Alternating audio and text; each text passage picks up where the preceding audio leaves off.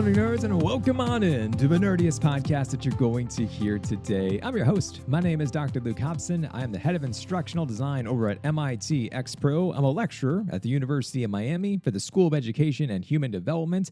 And also, I have a problem when it comes to free time, so I do my best to get rid of it, which means creating content for you, the blog, the podcast, YouTube channel, books, and everything else of a sort, because I love sharing about how to design meaningful and relevant and interesting types of learning experiences that you can use for yourself and for your students. And of course, you can find anything that I have for you over at drlukehobson.com. And today's episode has been a requested one by you folks in the audience, and I am so glad that I found the right person to talk about today's topic, which is all around neurodiversity. So today, we are going to be joined by Megan Kohler. She's an assistant teaching professor and learning designer at the Penn State University, and Megan has been a champion of neurodiversity for years. And in this podcast episode today, we're going to be exploring about the complexities of neurodiversity. I threw a question at Megan that was almost a trick question, was not meant to be, but it just shows around how complex this subject matter can be. We also talked to you about debunking common types of misconceptions, and Megan reached out to me because she has a new type of a model that she wanted to share about for designing inclusive learning experiences, and we focus quite a bit on this type of model and why it is a different type of approach compared to how others are currently talking about neurodiversity and these different forms of condition-specific topics. So we're going to get into all of that, and we also talked to you more about types of real-life examples and practical strategies. Of course, had to ask about the role of AI and where does this fit in, if at all, to anything. And at the end of the day, how can us as learning nerds be better when it comes to fostering supportive educational environments for neurodiverse learners? So that is what you're going to be hearing about. So I will not waste any more time. Here is the one and the only Megan Kohler. Megan, welcome to the podcast. Hi. Thank you so much for having me. Absolutely. It's my pleasure. My pleasure. We've already been chatting a bit before the show, and I could tell that this is going to be an awesome episode. So I'd love to just dive on in. Megan, would you just mind introducing yourself? Tell us a bit more about who you are and what is it that you do? Sure. So my name is Megan Kohler. I'm a learning designer at Penn State University, but I also own my own consulting firm on the side as well. And what I focus on with the consulting firm is really how to I would say how we can better enhance our teaching and learning practices with a very specific purpose in mind, and that is to support our neurodiverse learners. Absolutely. And that is the topic of today's episode, is all around neurodiversity. And where I wanted to start from is that I feel that when I hear about neurodiversity, whether from Google, AI, LinkedIn, or anything else, there's a lot of misinformation online around exactly like what it is and what it is not. So just to make sure that we are starting off on the right foot for everything, would you mind just giving us a clear definition of what it means to be neurodivergent? That's a great question, and it's also kind of a trick question. No. I'm not trying to trick you, I promise. Well, so the reason why it gets tricky is that neurodiversity is something that is incredibly personal to a lot of people. I think there are a lot of people who fall into a variety of different sort of groups. When it comes to neurodiversity, there are people who have very specific perspectives, and they believe that neurodiversity in and of itself is a construct that is rooted in white supremacy. And then we have people sort of at the other end who think that neurodiversity is really something that we need to be relying on the medical models of things because that's what works best for them. And so then there's, a wide variety of perspectives in between. And there's a couple of things in there that I hope we'll talk about later on in the podcast. I've made some notes in the back of my mind to make sure that we talk about those today. But my definition of neurodiversity has to do more so with the idea of a person who has some form of cognitive difference. And it's usually the result of some type of a neurocognitive condition. And this is also where it gets a little sticky right? Because when we say neurocognitive condition, a lot of people tend to think of autism or ADHD, and that's kind of where their conversation ends for those people. But the reality is, it's so much broader than that. We have things like Tourette syndrome and fetal alcohol syndrome, PTSD. We've got things such as age-related cognitive decline, and even things such as prolonged grief disorder. So interestingly enough, prolonged grief disorder was not actually considered a neurocognitive condition until, or a neurodiverse condition until after COVID. Oh, I was like, I have never heard of that before being categorized as such. That's the first I'm learning of it. Yeah. Well, and that's the really interesting thing, is because our understanding of neurodiversity is very much in flux right now. I mean, there's even people who don't even want to use the word autism anymore. They prefer to use ASD. So even the language is something that is still sort of in flux. And so that's why when you're like, give us a clear definition, I really can't, because there's so much that's changing right now. But that's we'll use those as sort of our two pinpoints to sort of engage in this conversation, if that works. Well, you also just answered to me about why I found such a variety of information online, that for some of the things that you're reading about, you're like, I don't know if I would classify it as this. And I was like, is this actually helpful for someone? And now from what you just described about, there are so many different pockets and areas that I can see how this would be confusing to try to lump everything into one category, when really we're talking about a number of different folks by the individual, their experiences, and trying to put like a neat bow on something doesn't seem to work for this. Right. Yeah. And the whole lived experience is, it's something that needs to be a part of the conversation. But at the same time, we also need to recognize that there are some boundaries that should be put into place when we're talking about lived experience, right? And I just recently had an example of this. A colleague of mine and I were trying to publish a paper on the challenges that neurodiverse learners encounter in higher education. And you would not believe the feedback that we have received by people who are on the review committees. And surprisingly, a lot of their perspectives are grounded in their own personal lived experience rather than the research. And so they're leaving notes to us. And I'm just like, okay, but how can you use some research to validate this perspective? And because we're talking about lived experience in the paper, it's actually really kind of ironic to some degree. Right. But there was one person who like read the paper and gave us the feedback, and they're like, well, this was not my experience, and you can't be perpetuating these myths. I'm like, wait a second, these are not myths. These are legit statements from students who participated in interviews. Like, we're not making any of this up, but the lived experience is really bringing a very interesting perspective into the conversation. And that was actually one of the things that I was hoping to talk with you about today. Because it's, yeah. So I don't know, have you looked at any of the Reddit forums? I do my best to stay off of Reddit. I really try to stay off. So no, I have not. No, what are you talking about though? Yeah, sure. So there's actually a number of posts on Reddit out there, and it talks about how, one that I read recently was a person saying, I'm so disappointed in the people who are in my neurodiverse community, because they're just, they're getting really aggressive, and they're making these statements that are not accurate. And so that's where we're starting to see a lot of lateral violence coming into the conversation. And I think that that's something that is very dangerous, and we need to be aware of that.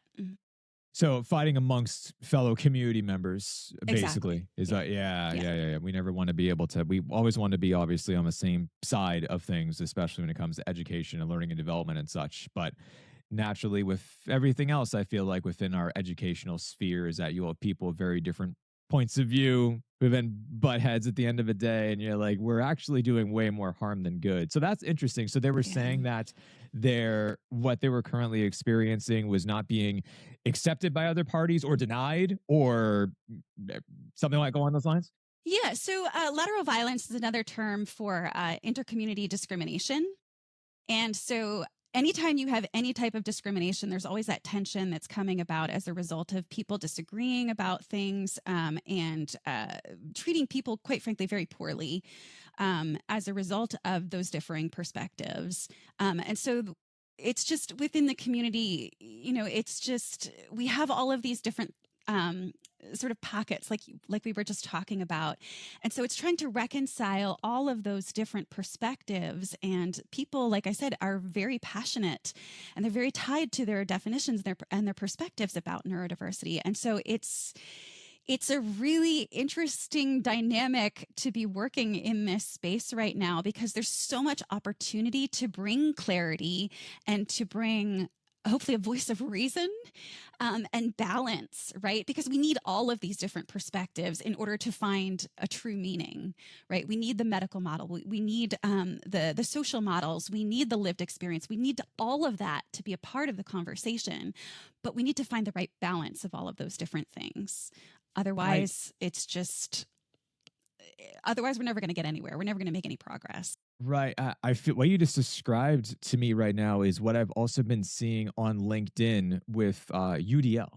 So UDL, some people are like champions of UDL. This is fantastic. We need to be able to do this more. And then I see there's some other people out there who are basically saying that, like, while we understand the principles of UDL, here is why it's wrong and how people are actually implementing ways incorrectly and therefore making things worse. So you have the UDL community fighting amongst themselves. I've seen a lot of that recently online, which has been really interesting to see. Very passionate educators who still deeply care, clearly, at the core of this framework, but they're just constantly going at it and debating, basically. So nothing violent, but they are definitely like debating about it in that social academic sense. And I keep on seeing that more and more and more, which is really interesting for things. Yeah. I agree. Which also ties into everything too that we're talking about, and speaking about things where there's good intention in mind and then unfortunately things go awry. Something that you mentioned about before even coming onto the show is that condition specific approaches can actually cause harm by reinforcing stereotypes. And can you give us an example of how a well-intentioned workshop ends up making things worse? Yes. So this actually ties into my inspiration for creating the model that I want to share with you today.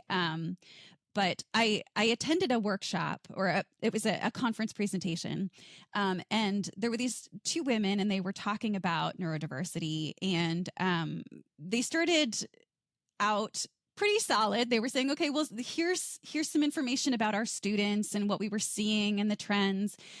And so that information was great. But then they pulled up a Padlet and they were like, okay, based on what we described to you, tell us all of the different strategies that you can think of for how we could support neurodiverse learners.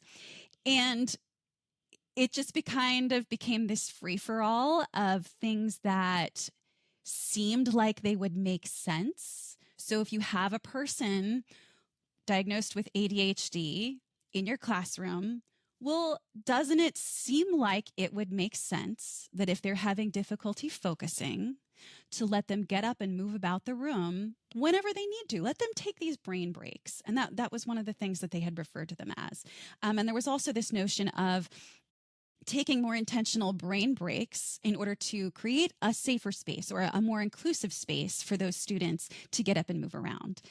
But the reality is that it actually works against your brain, right? So our brain needs those hard tasks. It needs that, it needs that work, right, in order to produce the dopamine. And the dopamine is what our body needs in order to help us focus.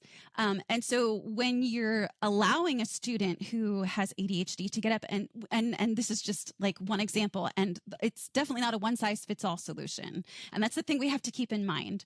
But when you let a student get up and move around the room because they are having difficulty focusing, well, you can actually be causing them more harm because they're not engaging in that hard work in order to get the dopamine hit that they need. What you're allowing them to do is to continue to not find that focus.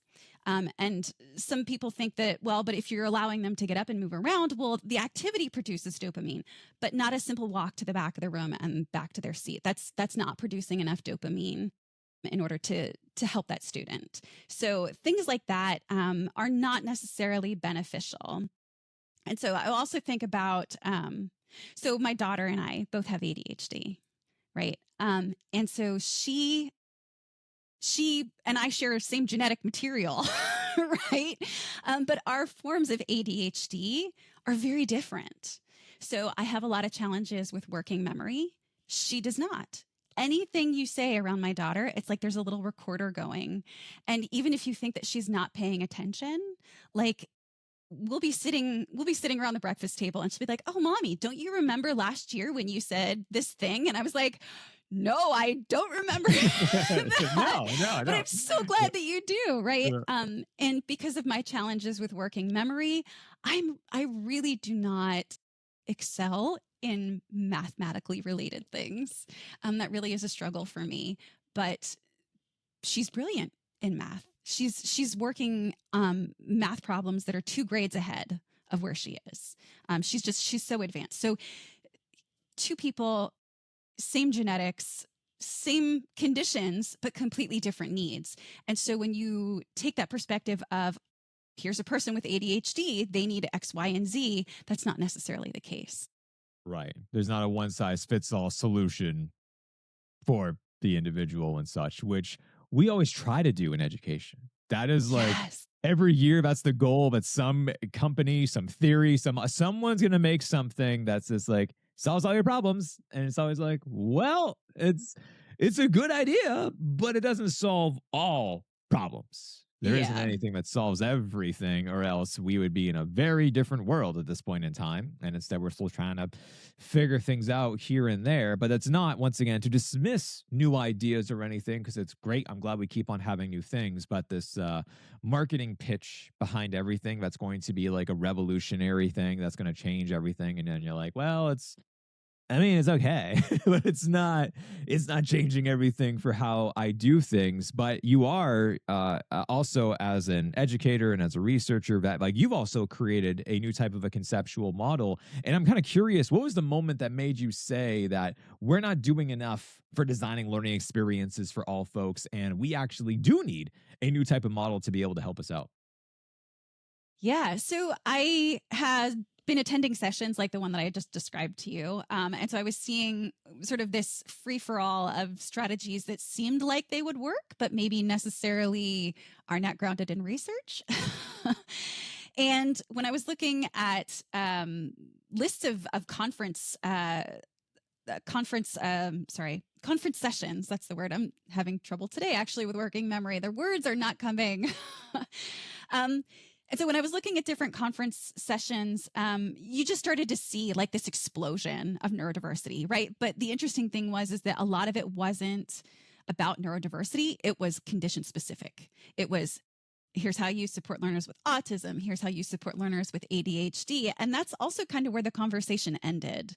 There was not a lot for dyslexia, Tourette's, fetal alcohol syndrome, all these other conditions that we know exist and are part of neurodiversity, but nobody was talking about them. And the really interesting thing is that autism isn't even the most commonly diagnosed condition in neurodiversity. It's dyslexia. But yet dyslexia was even being overlooked largely.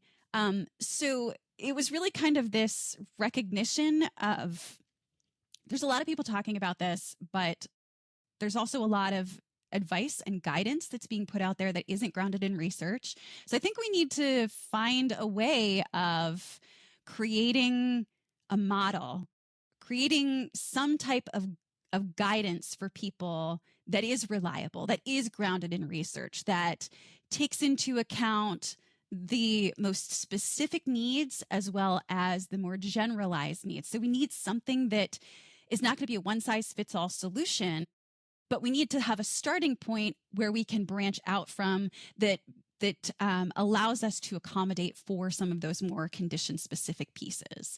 So that's really kind of the inspiration behind all of this, is really just I saw what was happening within the field. And I was like, okay, we need to change what's happening, because this is not going to be productive. We're just sort of cycling through the same advice.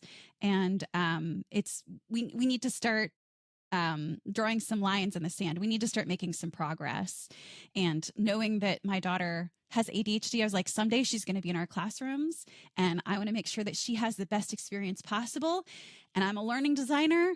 This is what I do. I design learning experiences. So I'm going to sit down and I'm going to take a deep dive into the research and see what I can come up with. See if I can try to create some guidance for people that they can reliably look to. And that's how this model was created.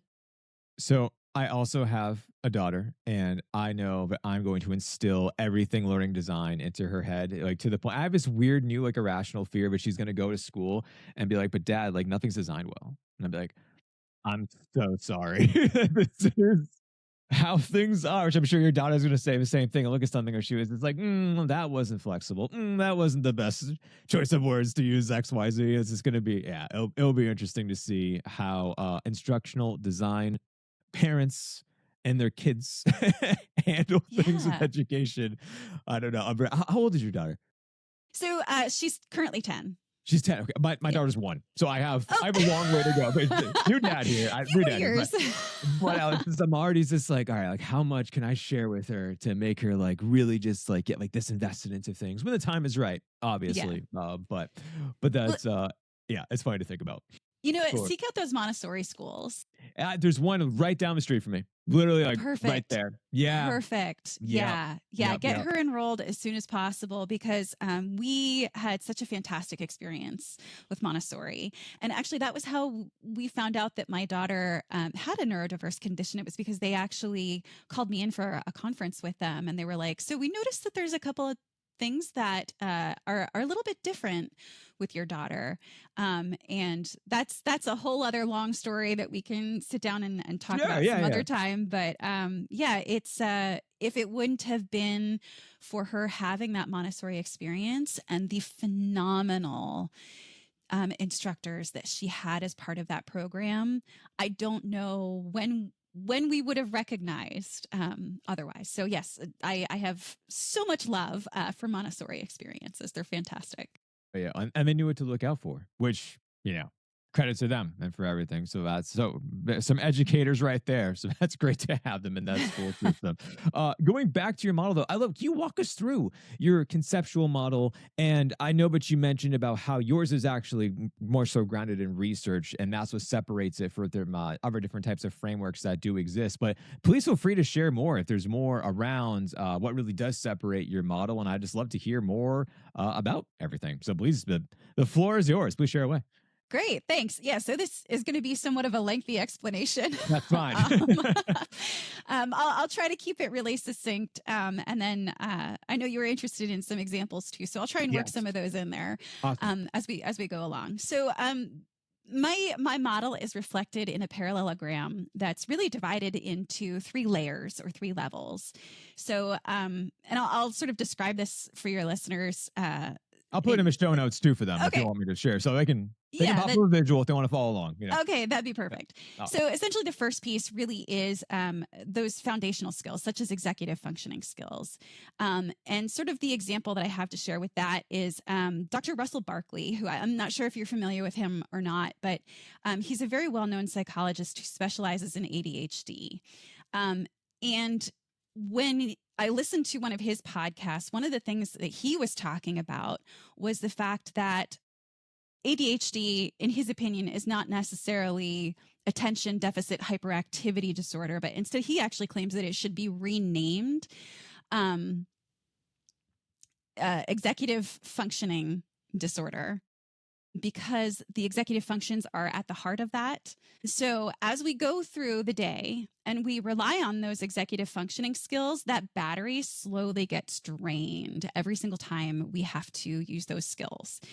And so when you think about our learning contexts, if we create learning dynamics that don't accommodate for those executive functioning skills, well, we're draining those students just as they're trying to keep up and understand what it is that we're asking of them, right? So if we don't provide clear instructions, right, well, then they have to use those executive functioning skills to try and decode that and understand what is really being asked of them. And so when we design for those executive functioning skills, we're reducing those barriers and we're allowing them to then expend their energy on learning rather than decoding. Right. So yep. that's the first step. Right. And then we move on towards accessibility. And I think that this is a great place where we can have that UDL conversation, because UDL is a fantastic framework. It really is. It really does bring a lot to what we do as educators. But I think it's also important to understand that UDL is not a complete solution. It's not an end all be all solution. Like we were talking about before, like there is no complete solution. There's just not. And so when we talk about accessibility from the perspective of my framework, what I tend to rely on are the WCAG principles, because they are more they're more in line with ADA compliance. And so that's really where my model comes from, that perspective. But absolutely, people can look at UDL and they can bring some of those principles into this at that level as well. So once you address the accessibility challenges, and that really tries to work towards helping students who have more of those applied neurodiverse conditions, so things such as dyslexia and dyscalculia. And then from there, you move on to more of that custom approach for your learners. And really sort of what you're building towards is learner agency. And so when you get to that custom portion, what you're really looking at there is, first and foremost, you're looking at modifying the way that you as an educator communicate to incorporate strengths-based principles into your instruction.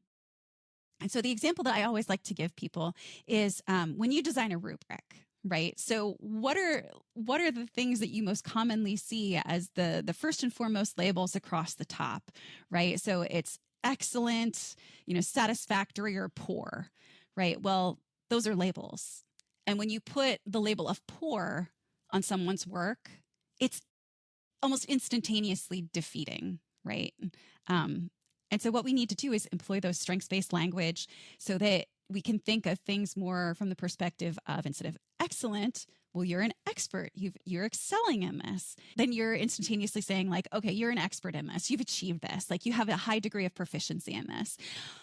But when we go back to that label of poor, we can transition that to something like novice, because novice implies that you're at a starting point. Yeah, right. that sounds way better. Yeah. Exactly. So you're at a starting point and there's a journey that you can go through. There's still growth that can occur. And so that strengths-based language really is very critical. And then in that custom area, that's also where we can integrate things like interest-based learning, because everybody has different interests. So let's customize it for people as much as we can, right? And I think of an essay assignment as a great activity that educators can leverage to achieve that. But then there is also some room within that custom space for condition specific, but I think we need to think of it less condition specific and more individual specific, right? So somebody who has ADHD might benefit from these supports. Somebody who has autism might benefit from these things, but that's going to be different from the person who maybe is experiencing PTSD or has PTSD as a result of a wide variety of life experiences that could have occurred. And so then from there, we move into sort of there's this gray bar that goes down the center. And that's where we really talk about system design. And this is more at the institutional level. But the reason why this is an important piece of the model is because I think people need to understand the barriers that occur or that people are experiencing as a result of the institutional models. So this is where we have things such as accommodations, right? So it can be, so even if we're designing for accessibility, there can still be individualized accommodations that need to be integrated into our work. And sometimes it can be really difficult for students to get those accommodations. So the example that I think of is here at Penn State, where I work. We have sort of a temporary accommodations plan that can be put into place if somebody doesn't have a diagnosis, but they suspect that they might be neurodiverse or neurodivergent. And so we'll give you 1 semester's worth of support. But then after that 1 semester, if you don't have a formal diagnosis, that support drops away. But that's not taking into consideration the fact that people might have financial challenges that prevent them from attaining that formal diagnosis. And so there's a lot of other things that go into sort of those system barriers, and we can design for some of them, but not all of them. But then we continue on with the model, and sort of the bottom level on the personal belonging side has to do with validation. And this relies on things such as social emotional learning, right? And one of the great things about social emotional learning is that not only if you integrate that, are you helping students with that social learning, right? But you're also helping them reinforce those executive functioning skills. There was one research study that I came across, and it talked very specifically about how pairing those two together had one of the most dramatic impacts on student learning for neurodiverse individuals. So that's why those two are paired together right there. And then when we move into the middle layer on the personal belonging side, it's about recognition. And so this is where we get into things like instructors modeling for students what it really means to be accepting, or to create a space where all perspectives really are valued. And I think that this actually has the biggest opportunity to address some of that intercommunity discrimination or that lateral violence that occurs, as really making sure that people understand what it is and how to circumvent it. And then the last, or the uppermost portion of personal belonging has to do with acceptance. And this is really where we start to engage in things like the notion of collaborative design or fast fail processes, so that people learn that, it's okay to be different, and that those different ideas, we can try these out in a safe space where it's okay to try them out really quickly and see what works and see what doesn't work.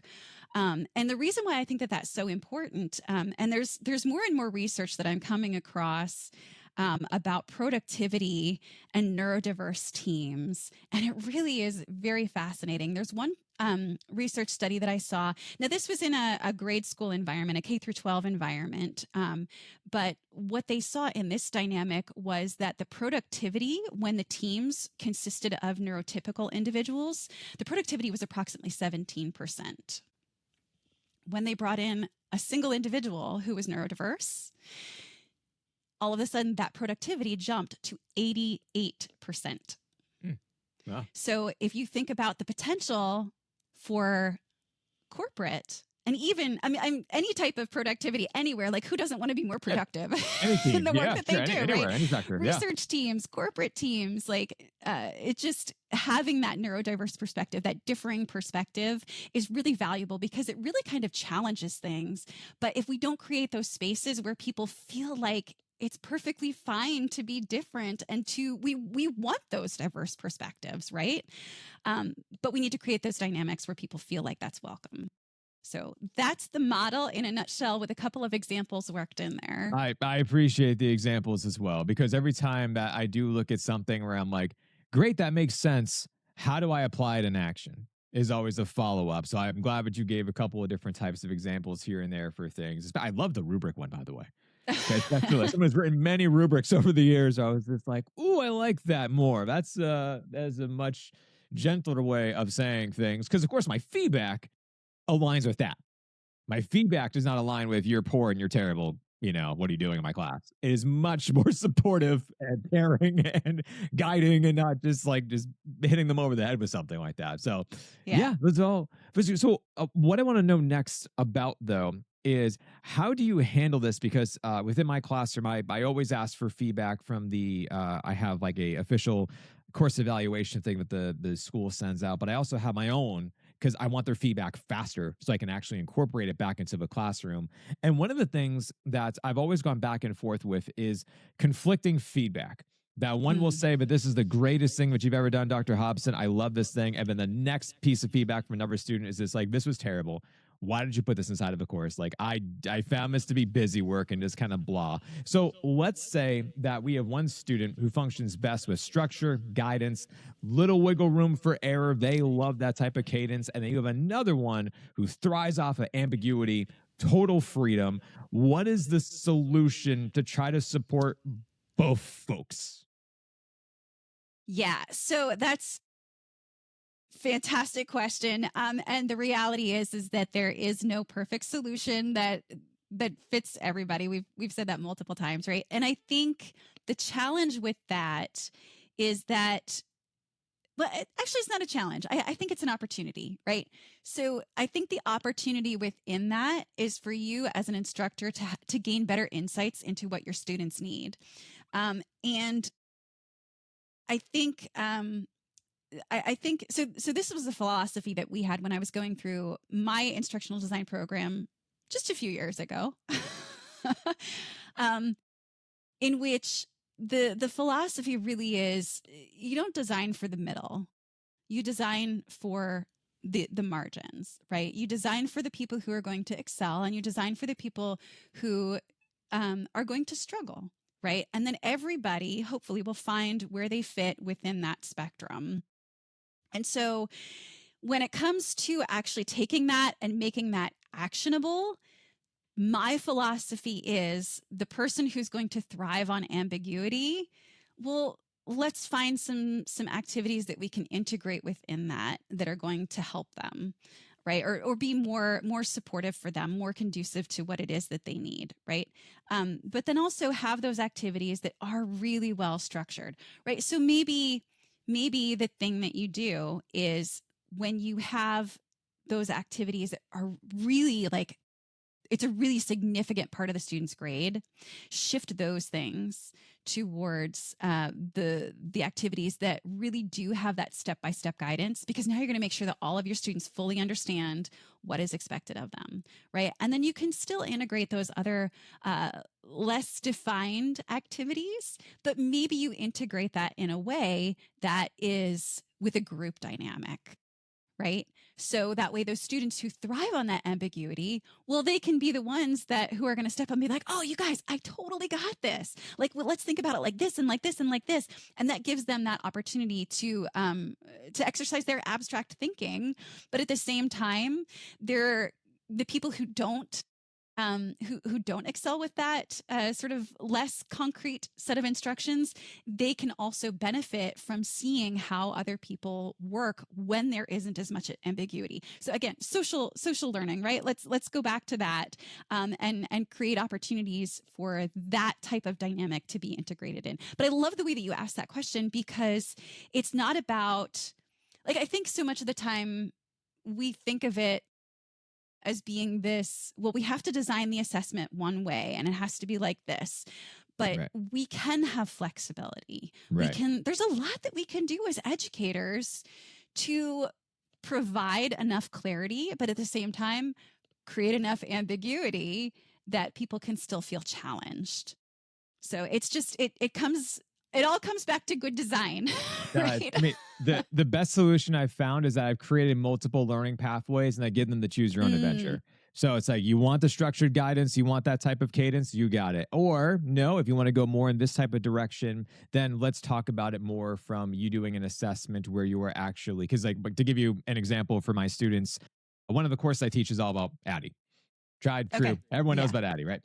Yeah. But within that course, you can either do something that's more the traditional educational academic way, as far as for you are thinking about a real life problem that you're currently experiencing, and I want you to write about how ADDIE can help you with your design and improving for things. And it's more of a traditional paper. But if you don't want to do that, and instead, if you want to be able to find an instructional designer and interview them and record the interview as your assessment to say, tell me, how do you use ADDIE in the real world? Great. You can do that too. So I give them the options A and B, and I keep on trying to do that more. And right now, one of the things that I'm attempting to reduce the amount of, because I know I get this from my doctoral students all the time, is the amount of discussion boards. I am required to have so many discussion boards. And I understand, I was an online student. I've been there. I get it. There's only so many discussion boards you can write. And so you're like, okay, is there anything? And the thing that I did for one class, but the the timing was really hard, but it was effective. So I'm still trying to figure out how to balance that. Is that instead of a normal discussion board, they could actually record themselves answering the prompts and they sent that in instead. So now it's much more of a real communication dialogue and whatnot, which was awesome, but it was asynchronous. So it was still recorded. But then that meant for me as the instructor, I'm watching like 40 videos every week and then trying to give feedback on everything. And I was just like, there's got to be a better way, but they love the option, and I love that option, and I want to give them that more, but I have to give feedback too. And I'm like, I don't know. And of course, I always say, can you keep the video within like 3 to 5 minutes? And then sure enough, half of them are like, so sorry, it has to be 15. And I'm like, no. So it's still, I'm still personally trying to balance and figure out how to support everybody in a way though that doesn't just make me be grading nonstop 24/7 with feedback. That's been my struggle for flexibility. But yeah. Yeah.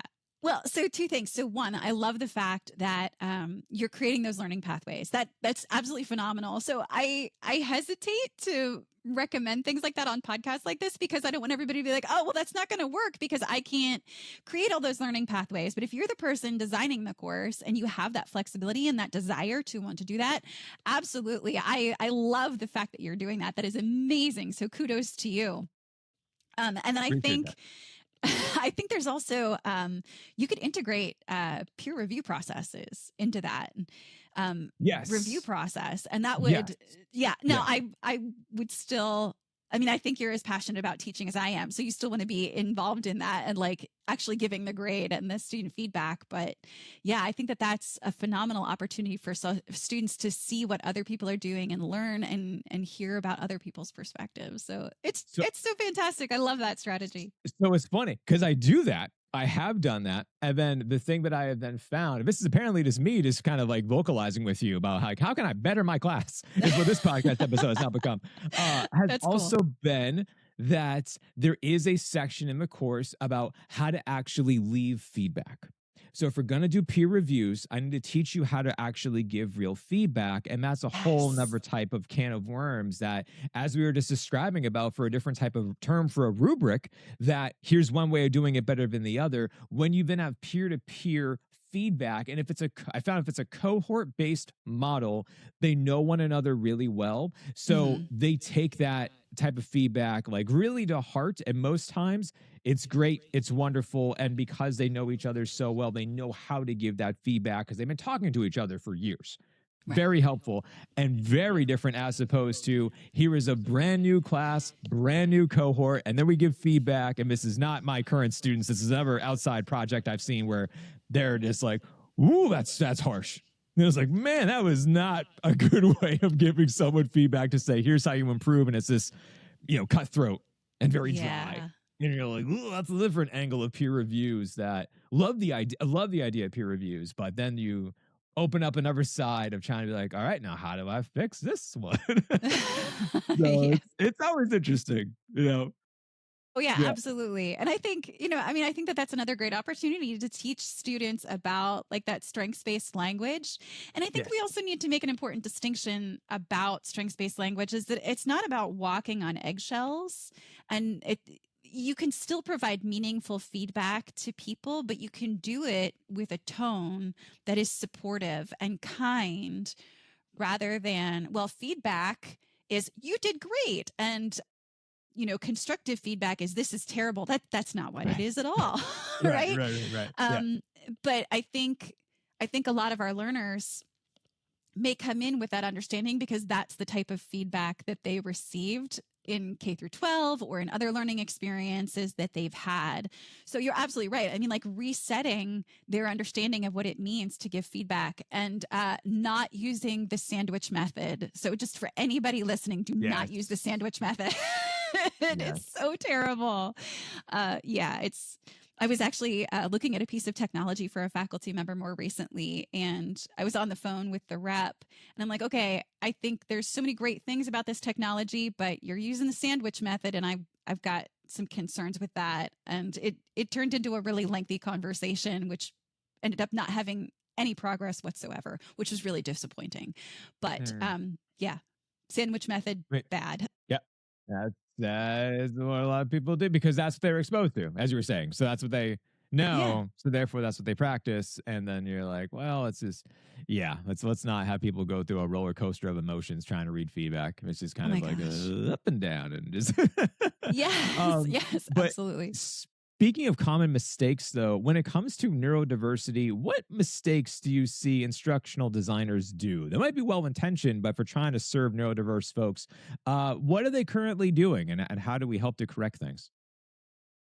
So I think one of the biggest things that we need to keep in mind when we're designing experiences for neurodiverse students is like we'd mentioned before, not aiming for that condition specific piece. That is largely what I see a lot of people doing is going back to that. Here's the 10 strategies for ADHD. And we need to have greater flexibility than that.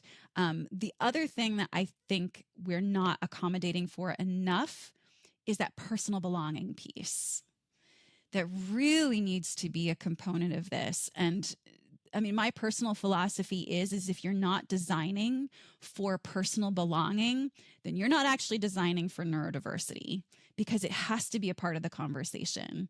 What you're doing if you're not designing for personal belonging is you're designing for skills-based, right? Skills and knowledge acquisition. But there is so much research out there.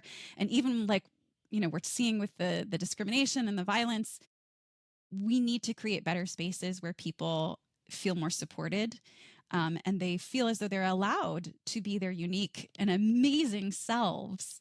There's research, and this is the other thing too, is being aware of stigmas.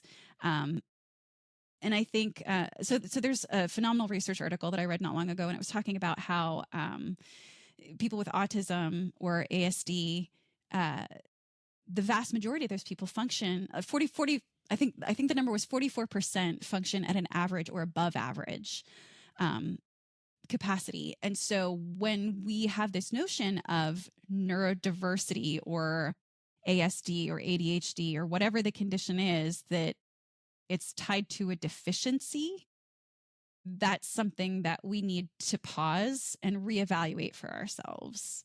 So, and the other example I gave was my daughter. She ADHD and she's 2 grade levels above in mathematics, right? And she's in the gifted program. She's brilliant. And that's another thing is like the average general population, the percentage of people who are actually identified as being gifted is 1%.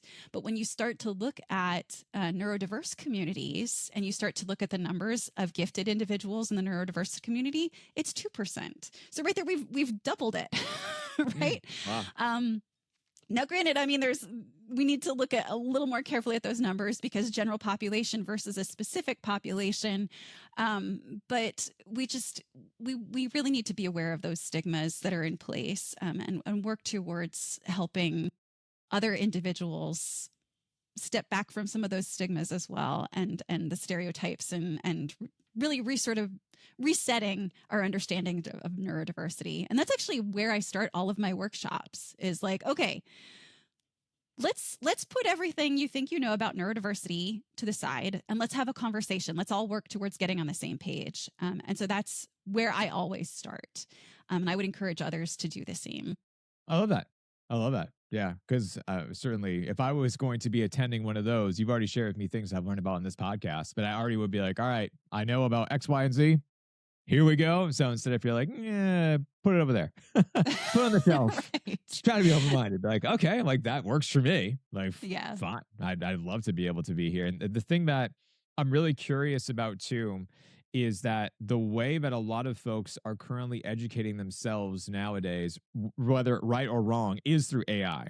And even just going in, and I can actually pop this up quickly, where before you came on the show, I said to Claude, tell me about neurodiversity in the context of learning.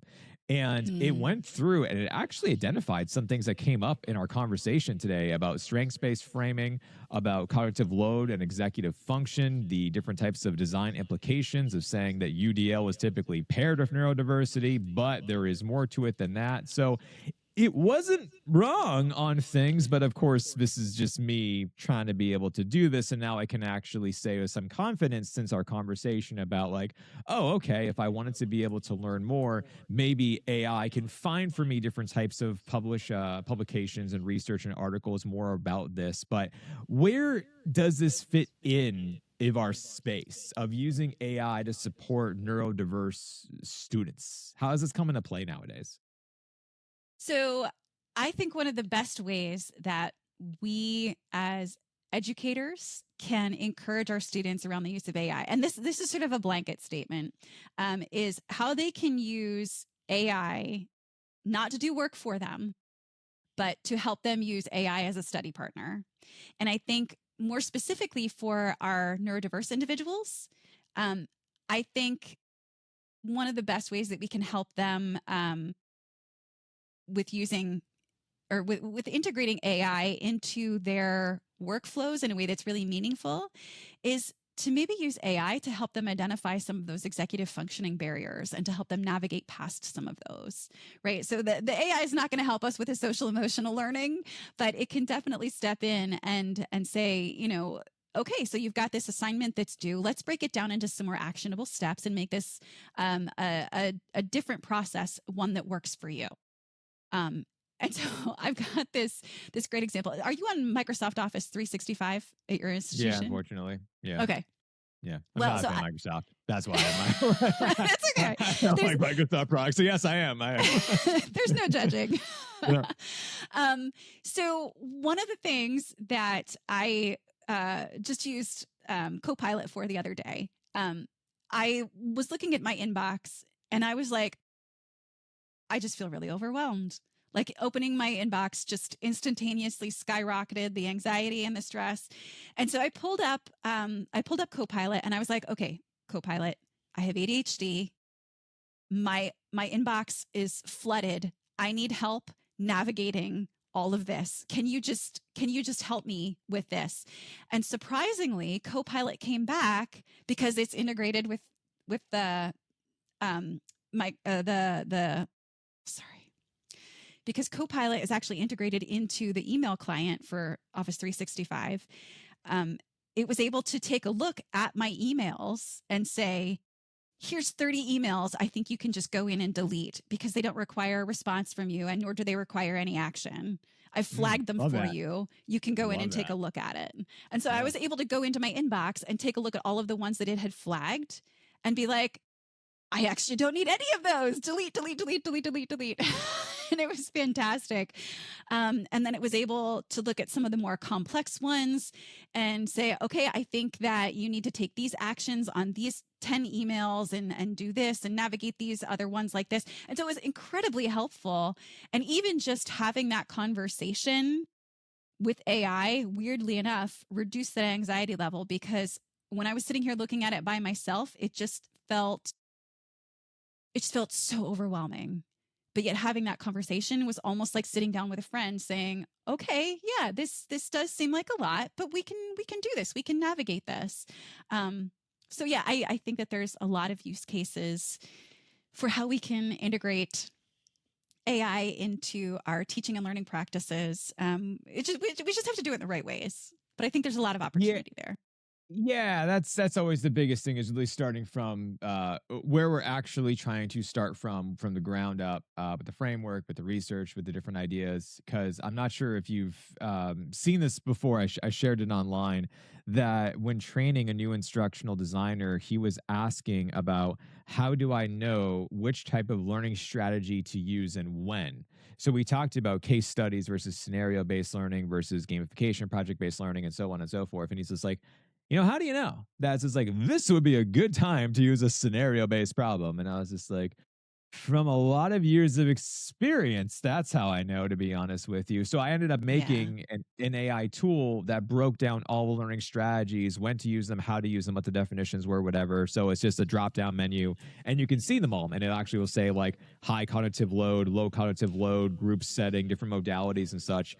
And what you were just describing, I was just like, could we make something for neurodiversity and actually having all of these different types of areas to help out with educators to say that when thinking about things from strengths-based framing, here's some examples, here's what to be able to look out for. And yeah, you gave me some ideas of like, I wonder if I could, I'm kind of curious, I can make a tool and I could send it to you to be like, what do you think? Is it right, wrong? Is it off? You know, like I'm kind of curious if I could make something. I bet I could. So yeah, that's Yeah. interesting. Yeah. Yeah, definitely. Yeah. So a colleague and I don't want to put too much out there, but a colleague and I are working on something that hopefully we're going to get some funding for to get off the ground. So yeah, stay tuned.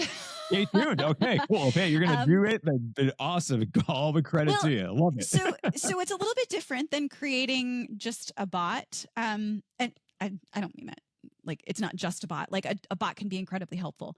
But what we're aiming for is something that is much more encompassing, much broader perspective in terms of the educational experience. So yeah, just stay tuned. Hopefully we'll have some good news. Awesome. I love that. And I love ending the show on that note as well. Megan, thank you so much for being here for this show. Where can folks go to learn more about you, your work, and everything of the sort? Sure. And thanks for asking that question. So if you're interested in seeing the different models that I've been working on around neurodiversity, you can go to my website, which is just megankohler.org. But if you're interested in connecting with me, LinkedIn is really the best option. That's where I don't post very frequently, but I do post any major updates that I have on LinkedIn. So, and I'm going to be better about LinkedIn in the future, I promise. It's the social media, social anxiety. It just gets me, but I'm going to commit. And I'm going to start posting things more regularly. It's funny that like when I think of social media, nothing to me about social media is social anymore because it's just ads, it's brands, and or it's this rage bait, and it's just trying to make you very upset, and it's not real connecting. And I was thinking about that the other day of like, why do I actually use LinkedIn so much? It's because I see real people. That's why. Like it's like, that's truly and yes, it's about things that I care about with instructional design and those who I follow with. But it's like, but no, I want to see like what are my friends doing in the space and being awesome. Like, and it's just real people, which is crazy. So I'm all in favor of using LinkedIn more. Just like, you know, so I think it's a great idea to use this one and not the other platforms, which don't have people on them now. It's just crazy. Yeah. Well, Megan, once again, thank you so much for being on the show. It was a blast. This is a funny conversation. Thanks. I had a great time. Megan, thank you so much for coming on the show once again. And folks, I hope you enjoyed today's episode. Neurodiversity has been a requested topic by some of you who have been reaching out to me, and I am always so appreciative when you have topics that you want me to talk about. I love getting ideas from you. So if you have any other ideas, Luke at drlukehobson.com. And as always, you can message me on LinkedIn. And speaking of LinkedIn, if you want to go down below inside of the show notes, I'm going to link to Megan's LinkedIn profile. Certainly you can connect with her there. Tell her that I sent you. You can also see her website. You can also see more too about this type of model and everything else that we were talking about on today's show. As always, if you enjoyed this episode, be sure to give it a 5-star rating wherever you are listening. We are almost up to 50 5-star ratings on Apple, which I know maybe doesn't sound like a lot to you, but that's a really big deal to me because getting reviews are pretty hard. So I really appreciate all of you who have been reviewing the show over the years, and especially when it comes to reviewing on Spotify and Apple and the other different types of big podcast players. I'm also going to be hosting a lot of workshops coming up lately, a number of different types of conferences in September and October. So if you want to be able to attend any of my workshops, where for most of them, to be very honest with you, is now about rethinking assessments in the day and age of AI, as well as what can we actually really do with these different types of LLMs and the new models and features that keep on coming about. And as always, I can never just copy and paste any of my slides. I have to read through them literally every single time that I do a presentation or a workshop. So I promise whenever you're attending, you will hear the latest and greatest from me. So if you want to be able to attend any of my recent workshops, then please feel free to go down below inside of the show notes. And other than that though, folks, that is all I have for you today. Stay nerdy out there, and I'll talk to you next time.